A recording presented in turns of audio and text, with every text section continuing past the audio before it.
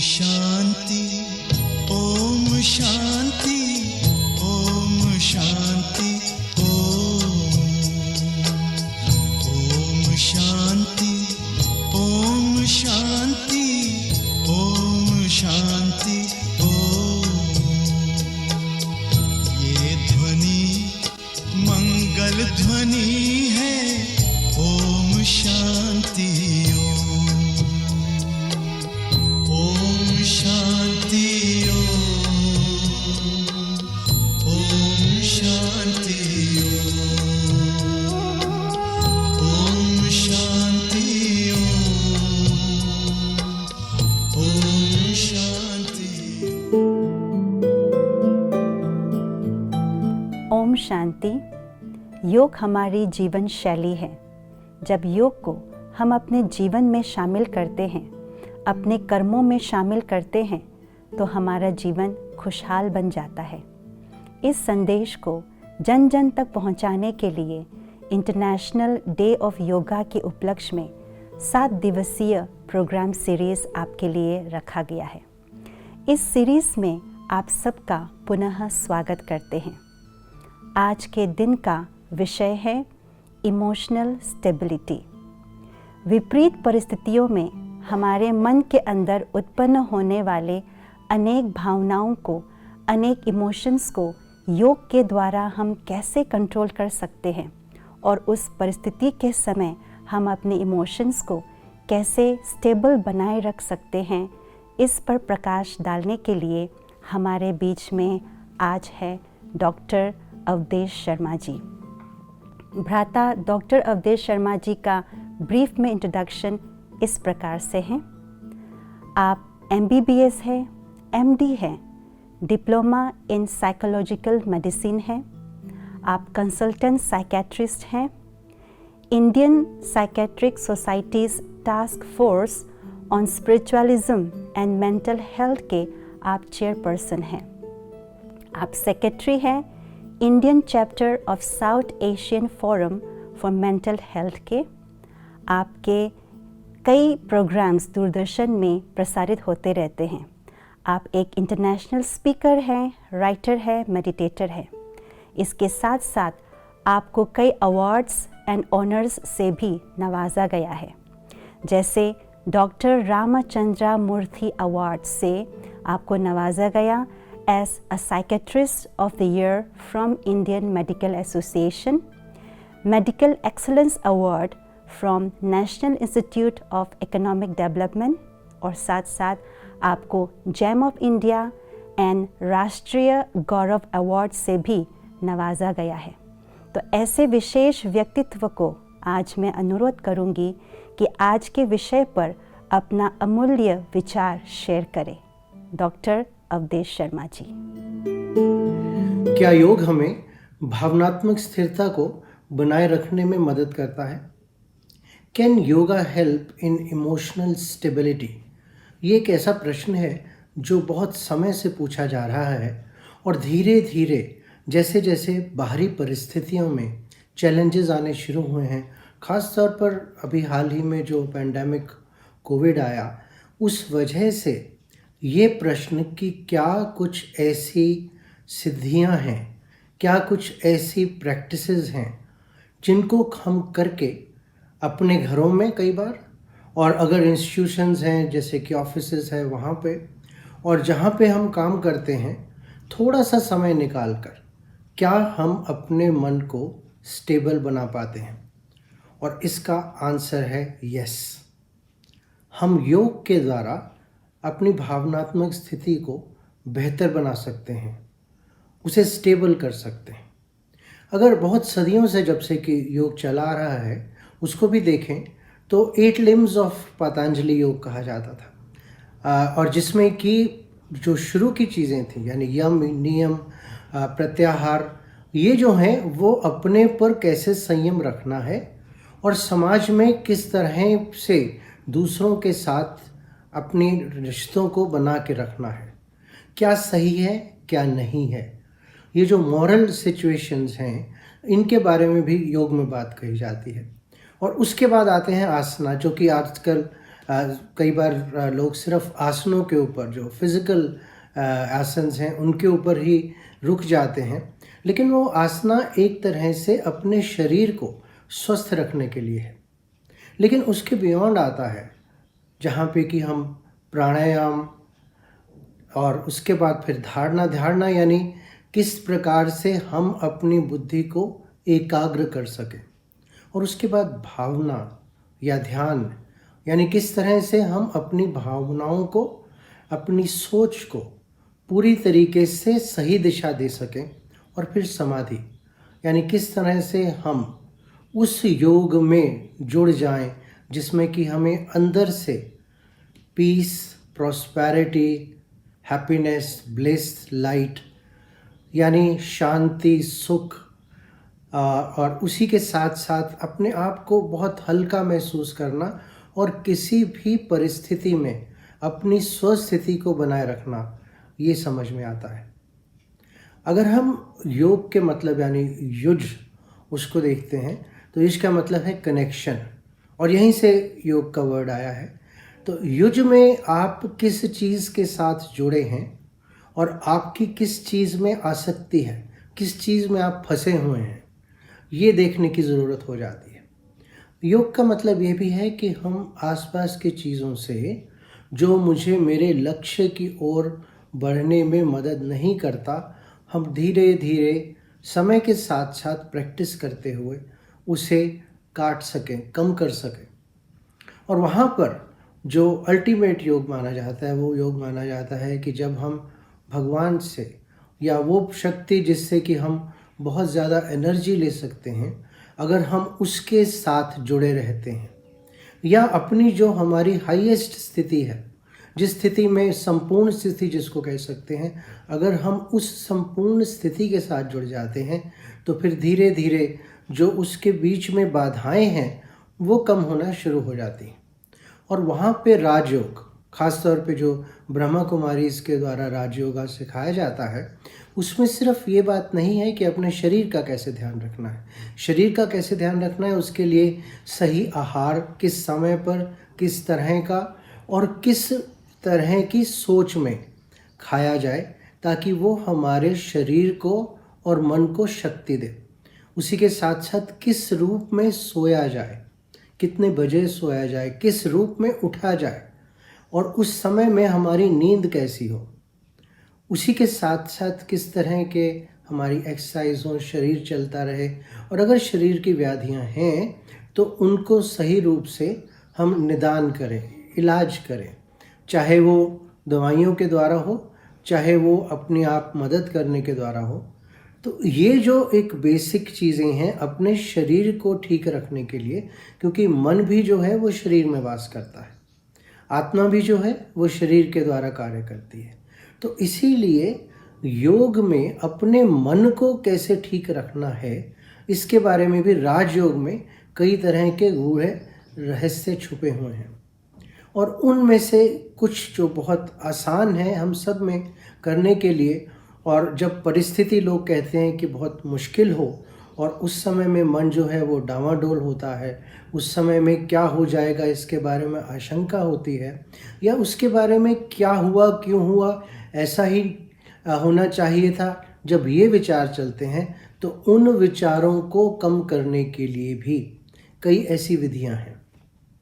सबसे बड़ी चीज़ है कि जो भी हो रहा है वो एक प्लान के अनुसार हो रहा है। वो प्लान ना तो किसी ने बैठ के बनाया जिसकी वजह से कि हम में से कुछ को कुछ ऐसी चीज़ें मिली जो देखने में लगती हैं कि अच्छी हैं, लेकिन जब भी किसी तरह की मुश्किल परिस्थिति आती है तो उस परिस्थिति में अपने आप को पूरी तरह से स्थिर रखकर जब हम आगे बढ़ते हैं तो हमारी किसी भी परिस्थिति लड़ने की शक्ति, उसको संभालने की शक्ति आगे के लिए बढ़ जाती है, जिसको हम आज के समय में रेजिलियंस कहते हैं।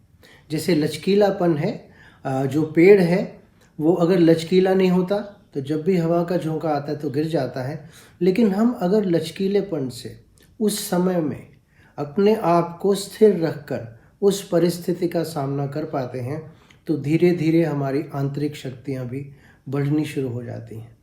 कई बार ये बात उठती है कि जब आसपास इतनी मुश्किलें हो रही हों तो अपने आप को कैसे स्थिर रखा जाए। मुश्किलें या परिस्थितियां हर व्यक्ति के लिए एक नहीं होती। उसी परिस्थिति में कुछ लोग ज़ीरो से हीरो बन जाते हैं और कुछ ऐसे लोग हैं जो टूट जाते हैं।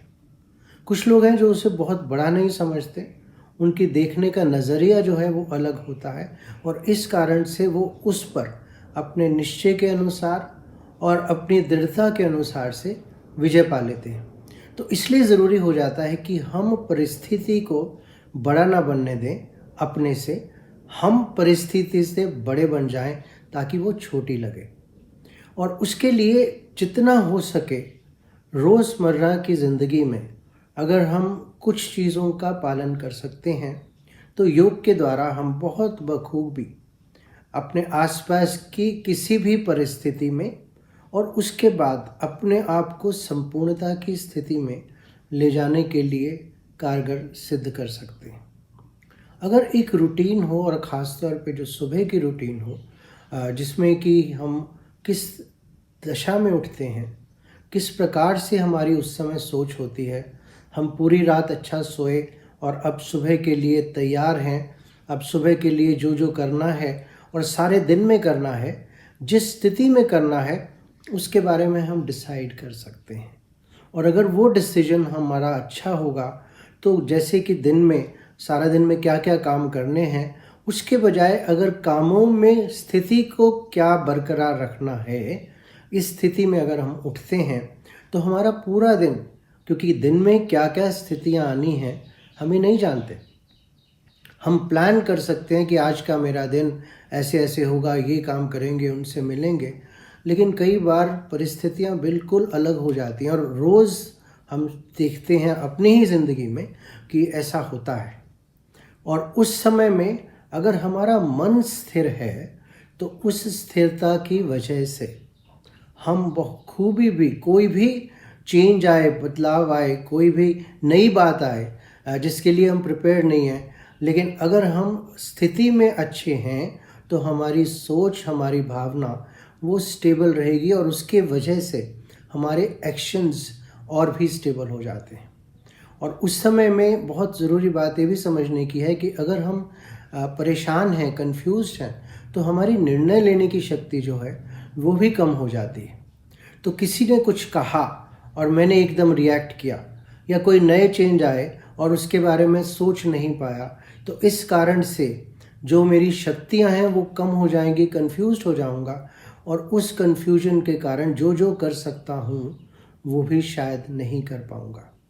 तो इसलिए सुबह की जो स्थिति है और वहाँ पे राजयोगा में जो सुबह की स्थिति को बनाने के लिए, जिसको अमृत वेला कहते हैं, यानी भगवान से योग, आज मैं किस स्थिति में हूँ और अगर किसी कारण से मेरी स्थिति थोड़ी डामाडोल है तो उसको कैसे हमने स्टेबलाइज करना है, उसके लिए अपने आप को कुछ तरह की एफर्मेशंस जिनको कहा जाता है और कई तरह के सीन्स जिनको विजुअलाइजेशंस कह सकते हैं, उनको लाने से हमारी वो स्थिति सुबह सुबह ही बहुत अच्छी बन सकती है। और उसके बाद ज्ञान, जिसको कि मुरली कहा जाता है, जिसमें कि किस प्रकार से हम रोज़मर्रा के जीवन की स्थितियों में अपने आप को स्टेबल रख सकते हैं प्रैक्टिकल एग्जाम्पल्स के द्वारा।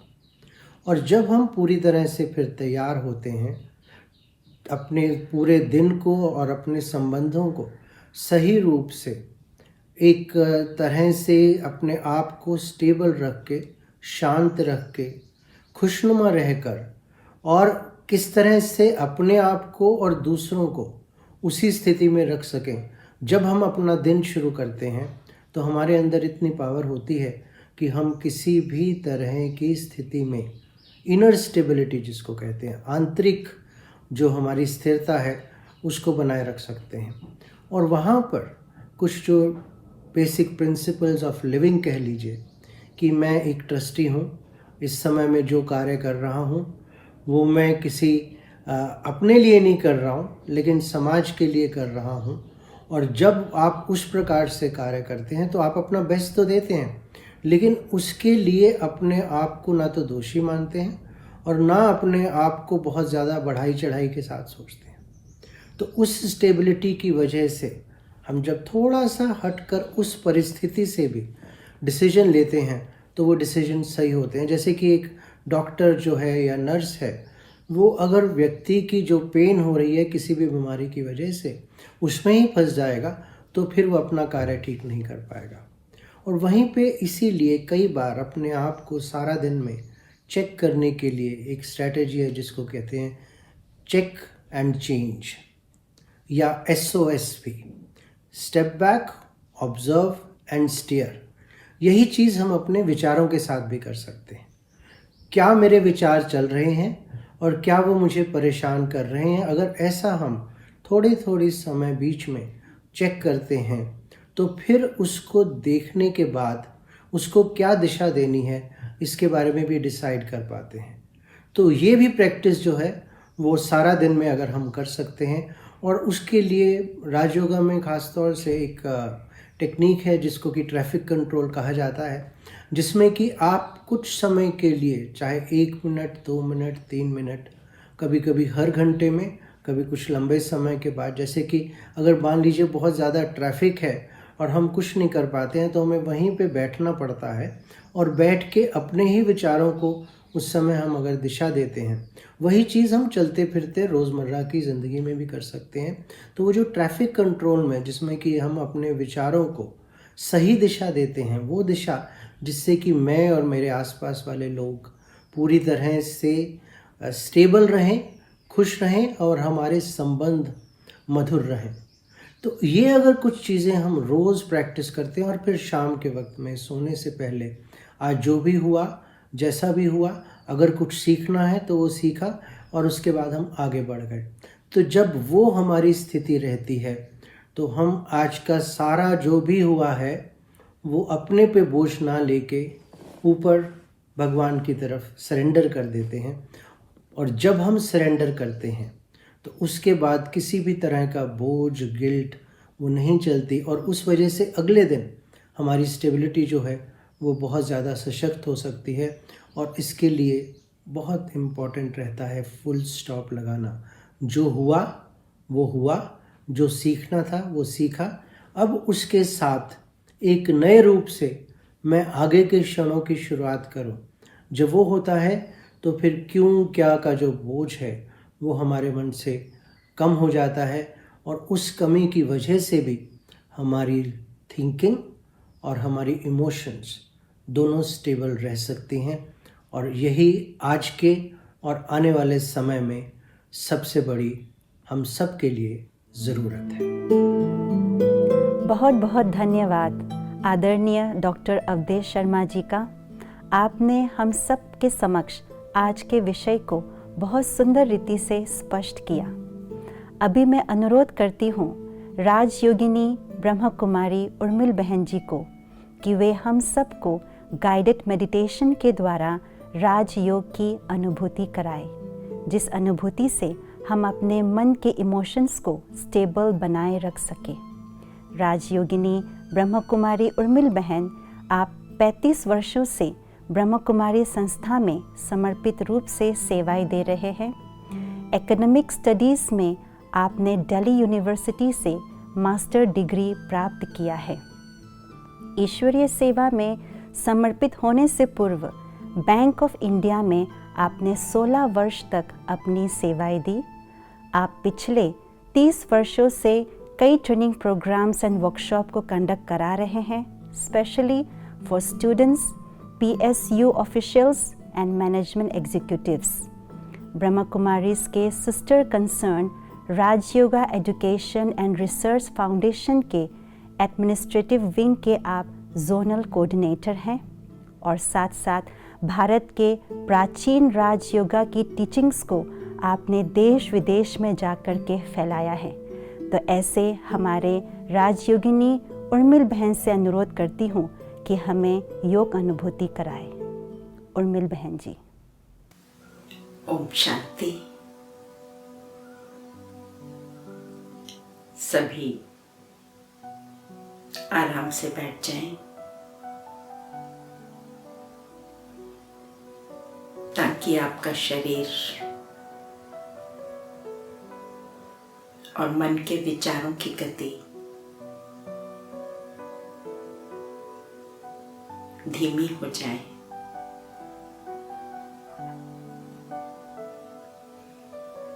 अभी अपना ध्यान चारों तरफ से हटाते हुए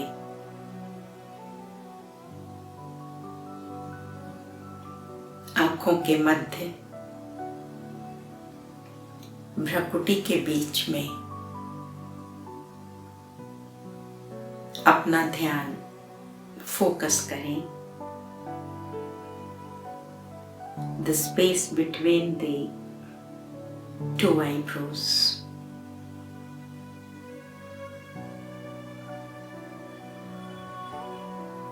अब स्वयं को एक विचार दें।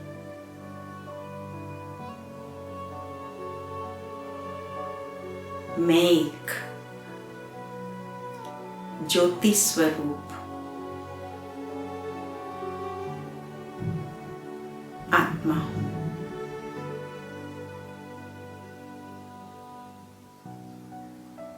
अपने आप को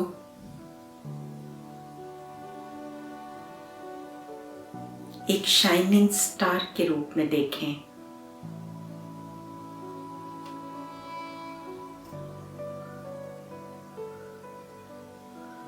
अब स्वयं को याद दिलाएं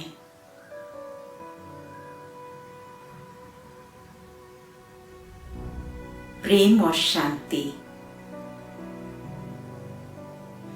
मेरे अनादि गुण हैं। This is my innate nature.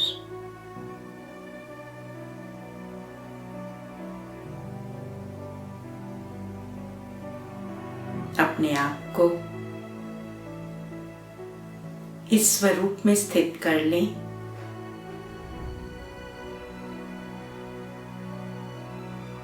और अब अपने सामने कोई भी एक परिस्थिति का दृश्य बनाएं।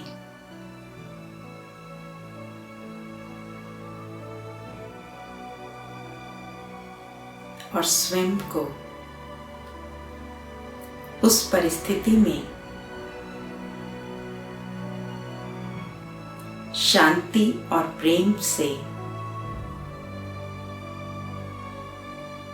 व्यवहार करता हुआ देखें।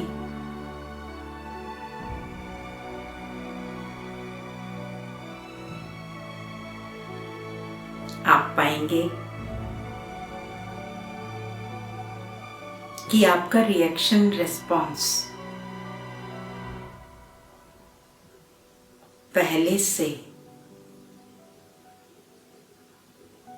काफी कम है।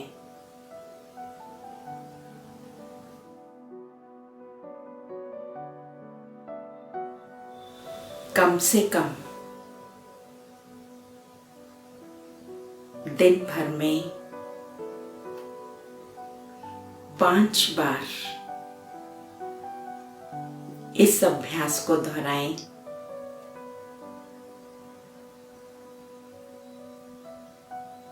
और आप पाएंगे कि आपकी इमोशनल स्टेबिलिटी धीरे धीरे बढ़ती जा रही है।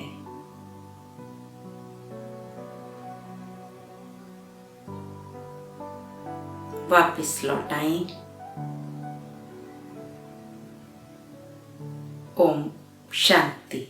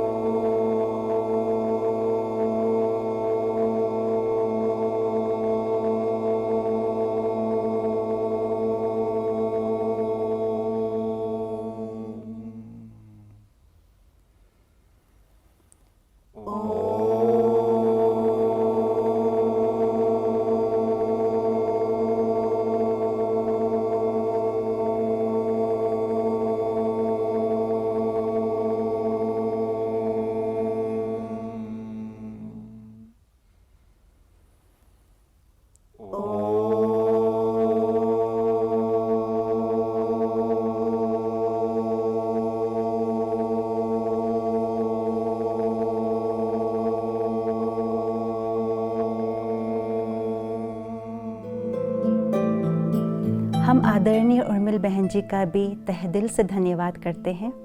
आपने राजयोग के अभ्यास द्वारा हमें शांति और शक्ति की अनुभूति कराई। तो ऐसे ही समय प्रति समय हम राजयोग का अभ्यास करते रहें, जिससे हमारे मन के अंदर चलने वाले विचारों को हम श्रेष्ठ बना सके और मन के इमोशंस को हम चैनलाइज कर पाए, ताकि आने वाली परिस्थितियों को हम अपने शक्तिशाली मन द्वारा सामना कर सके और अपने इमोशंस को स्टेबलाइज कर सके। साथ ही साथ व्यर्थ और नकारात्मक चिंतन जो हमारे मन को कमज़ोर कर देते हैं, उसे अवॉइड करते रहें। तो इसी के साथ हम आज के एपिसोड को यहीं पर ही समाप्त करते हैं। कल के एपिसोड में हम राजयोग के और गुह्य राजों के बारे में जानेंगे। तो इंतज़ार करें कल के एपिसोड का। तब तक के लिए धन्यवाद। ओम शांति।